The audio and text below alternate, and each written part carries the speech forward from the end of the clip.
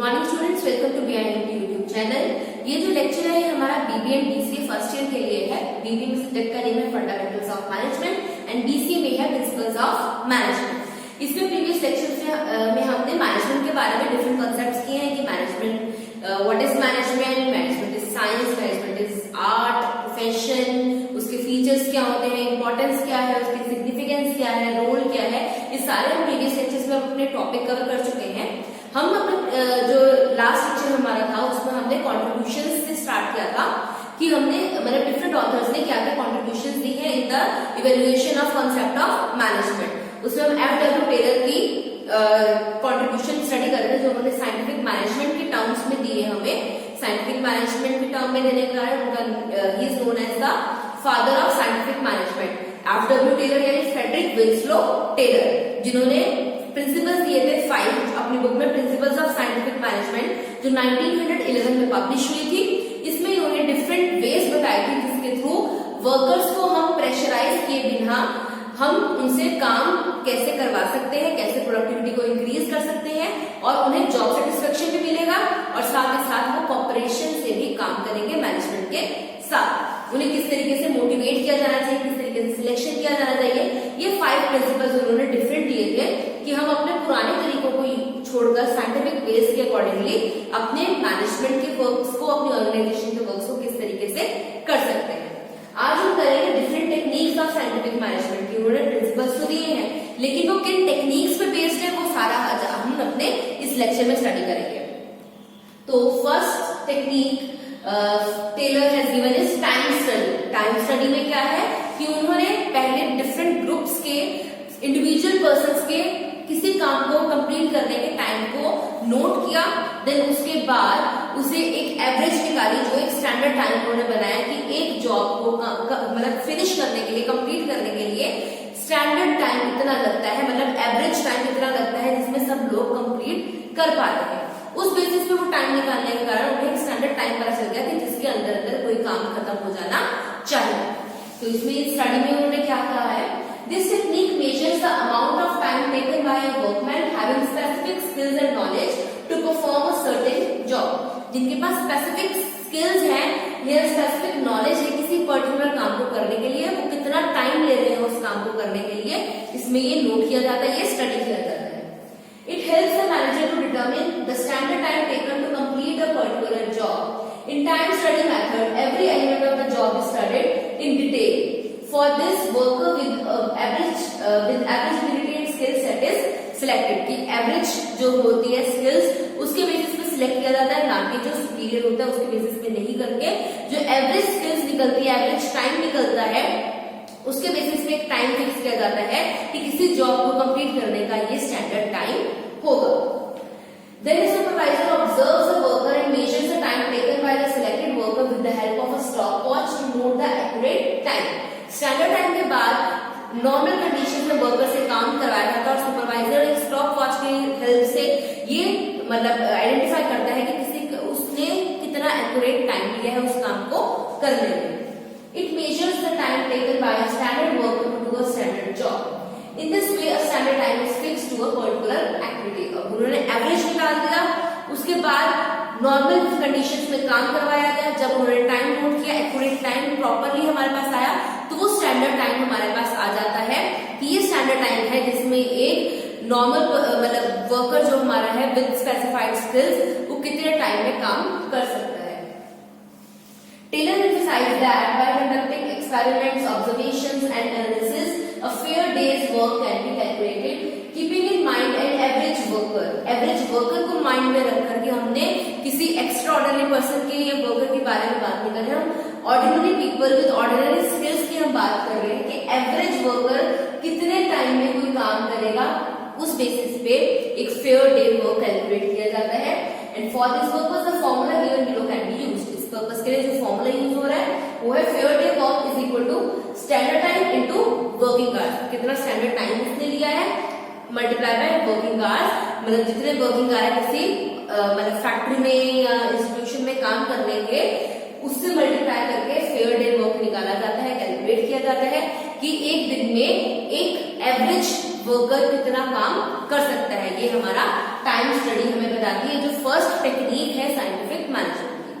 Then Taylor has given the second technique known as the motion study. Motion study is a close observation of body and limbs movement required to perform a job.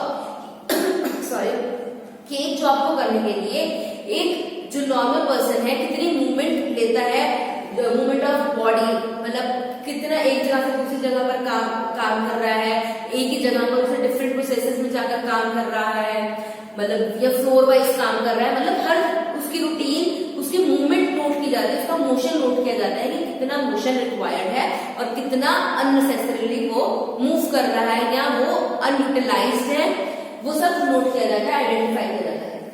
The main aim of this technique is to ignore useless motions and identify the most efficient ways of doing a specific job. इससे क्या होगा, हर motion को जब हम note करेंगे, हर movement को note करेंगे, तो हमें पता चलेगा कि कौन से यूजलेस मोशंस हैं जो रिक्वायर्ड नहीं है, जिन्हें हम एलिमिनेट कर सकते हैं, और कौन से मोस्ट यूजफुल हैं जिनकी ओर हमें ज्यादा ध्यान देने की जरूरत है, या अगर ज्यादा टाइम दिया जाए तो और वो एफिशिएंटली हम किसी काम को कर पाएंगे. It also refers to the movement of a user on a machine for specific task. It removes all the inadequate motions and adopts the best possible way of doing the job. इसमें क्या होगा कि वो जितने भी inadequate motions हैं सबको eliminate करके जो हम best possible way of doing the job है वो calculate कर लेते हैं इसकी हेल्प से. The motion study also determines whether the job has to be eliminated, combined, or its sequence has to be changed to attain the required pace. इससे हमें ये भी हेल्प मिलती है कि जो मोशंस हैं अननेसेसरीली जो मोशंस हैं उनमें से कौन से हम एलिमिनेट कर सकते हैं, किनको दूसरों के साथ कंबाइन कर सकते हैं, या किनका ऑर्डर प्लेस कर सकते हैं in the way of doing a particular job, जिससे हमें रिक्वायर्ड रिजल्ट कम टाइम पे और अच्छे तरीके से मिल जाए. It also boost the productivity of workers bye eliminating all unproductive activities. इससे क्या होगा, प्रोडक्टिविटी इंक्रीज होगी और जो अनप्रोडक्टिव एक्टिविटीज है वो कम होगी. ठीक है. थर्ड जो टेक्निक है वो है स्टैंडर्डाइजेशन. स्टैंडर्डाइजेशन में क्या होगा कि हर चीज का, चाहे टूल्स है, टेक्निक्स है, क्वालिटी है, हर चीज का एक स्टैंडर्ड फिक्स किया जाता है जिसके अकॉर्डिंगली वर्कर्स को काम करना होता है. ओके. इससे क्या होगा, उनके पास एक होगा पर्टिकुलर एक चीज होगी जिसके अकॉर्डिंगली ही उन्होंने काम करना है, जिससे क्वालिटी भी मेंटेन हो पाएगी. जो हम टूल्स यूज कर रहे हैं, जो हम टाइम ले रहे हैं, हर चीज का हमारे पास एक स्टैंडर्ड अगर प्रॉपरली होगा. फॉर एग्जांपल जितने भी हमारे मेजरमेंट्स की यूनिट्स वगैरह होती हैं, प्रॉपर एक स्टैंडर्ड यूनिट्स होती हैं जिससे हम इजीली कैलकुलेशंस कर पाते हैं. इसी तरीके से अगर हम अपने वर्क की बात करें, अगर हमारे पास हर चीज का एक स्टैंडर्ड टाइम, स्टैंडर्ड स्पीड, हर चीज हमें पता है, स्टैंडर्ड टूल्स मतलब हम काम कर सकते हैं जिससे बहुत अच्छे तरीके से, अगर हमें सब चीजें पता है तो हम और अच्छे तरीके से अपने काम को कर पाए. तो standardisation refers to the process of setting up standard tools, techniques, equipment, working conditions, etc. for the workers. Along with this, workers should also follow quality standards. If the workmen are provided with suitable working conditions, then only they can work efficiently. अगर उन suitable working conditions दी होंगी तभी वो अच्छी तरीके से अपने काम को कर पाएंगे. The major objective of standardization is to establish performance standards of men and machines. कि पर्टिकुलर एक स्टैंडर्ड्स मेंटेन करना मैन के भी और मशीन के भी कि किस तरीके से उन्होंने काम करना है. फोर्थ जो है, जो टेक्निक दी है टेलर ने, वो है फंक्शनल फोरमैनशिप. फंक्शनल फोरमैनशिप में क्या है कि डिफरेंट फंक्शंस के डिफरेंट हम सुपरवाइजर या फोरमैन अपॉइंट कर दें, जिससे क्या होगा, सब अपने अपने काम में एक्सेल होंगे तो वो और उसे अच्छे तरीके से करवा पाएंगे, और उसी फंक्शन पे ही ज्यादा फोकस रखने के कारण वो काम, हर काम अच्छे तरीके से होगा. जैसे अगर किसी के मतलब स्पीड की ओर ध्यान देने के लिए हमने स्पीड सुपरवाइजर रखा है, क्वालिटी के लिए अलग रखा है, हमने वेस्टेज के लिए अलग रखा है, तो उससे क्या होगा, हर कोई अपने अपने डिपार्टमेंट में पूरी मेहनत करेगा, पूरे फंक्शंस को अपने अच्छे तरीके से परफॉर्म करेगा, जिससे प्रोडक्टिविटी इंक्रीज होगी. Taylor has introduced functional foremanship to enhance the supervision and control activities of workers. Here a person works under the supervision of several professional foremen. इसमें क्या होगा कि जो एक वर्कमैन है डिफरेंट सुपरवाइजर्स के अंडर काम करेगा according to base of their functions, कि किस किस तरीके के फंक्शंस वो परफॉर्म कर रहा है. For example under Taylor's 8 boss scheme, उन्होंने 8 बॉस स्कीम दी है. उसमें क्या है, speed boss is liable to improve the speed of workers. whereas the work related to breakdowns and repairs are supervised by repair boss. अगर कोई repairing का काम है तो रिपेयर बॉस उसके लिए जो है लायबल है, एंड अगर स्पीड के लिए स्पीड बॉस लायबल है. Likewise, various professionals are appointed to supervise various functional activities. कि डिफरेंट प्रोफेशनल्स अपॉइंट किए जाते हैं डिफरेंट फंक्शंस को परफॉर्म करने के लिए. फिफ्थ जो है वो है differential piece rate plan.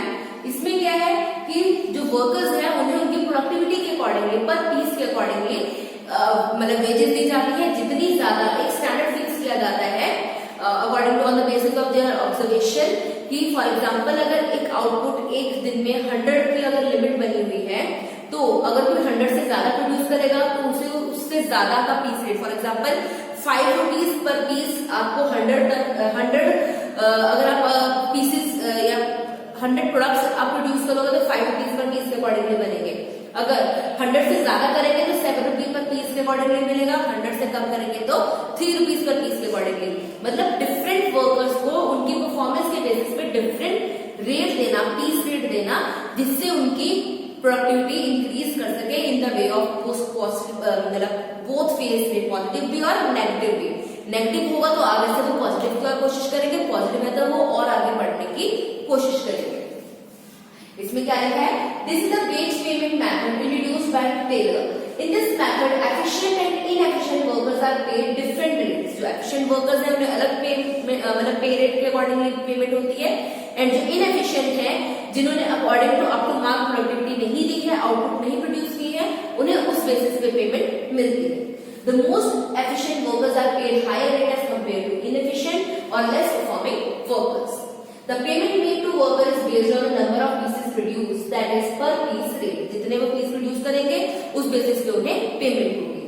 In this technique, the standard output by a worker for a day is calculated. पहले एक स्टैंडर्ड आउटपुट आपको निकालनी पड़ेगी, उसके बेसिस पे ही हम ये कैलकुलेट कर पाएंगे कि स्टैंडर्ड आउटपुट से ज्यादा प्रोड्यूस हुआ है या कम हुआ है. Then every worker's performance is compared with a defined standard. If the worker produces more than the standard, then he is awarded with higher rate per piece on the total output. If his output is below the standard, then he is paid less for per piece. अगर उसने standard output से ज्यादा produce किया है तो ज्यादा उसे piece rate के अकॉर्डिंगली मिलेगा, कम किया है तो कम पीस रेट के अकॉर्डिंगली मिलेगा. The difference between the rate is known as a differential piece rate plan. जो डिफरेंस होगा उन दोनों higher most and the lower most, जो वो होगा difference, that is known as the differential piece rate system. Okay, differential piece rate plan. Last one is other techniques. और कौन कौन सी टेक्निक्स दी है इन्होंने? Several other techniques are used by management to improve the planning and standardisation of activities. और भी बहुत सारी टेक्निक्स दी हैं.